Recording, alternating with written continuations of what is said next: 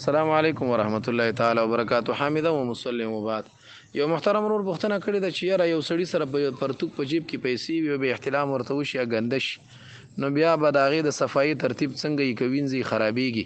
جناب محترم دا مسله صراحتا په همدغه الفاظو سره دغه را نقل کړې ده فتاوا رحیمیه، هلته ورسره کرنسي نوټ لیکلی چې کرنسي نوټ ګنده شي نو د دې د صفایي ترتیب به څه وي. نو بیا هغه لیکلي دي چې دا کرنسي نوټ نه دی، دې باندې د دومره اوبه درې ځلې دغه کې چې د دې نه وڅڅېږي لاندې، یعنې اوبه دې ورباندې داسې اوبه وي چې هغه اوبه ورنه لاندې وڅڅېږي، او هغې پټرول هم لیکلي دي، وایي دا په پټرولو هم صفا کېږي، ځکه په هر مایع شي باندې چې طاهري په هغې باندې صفا کېږي.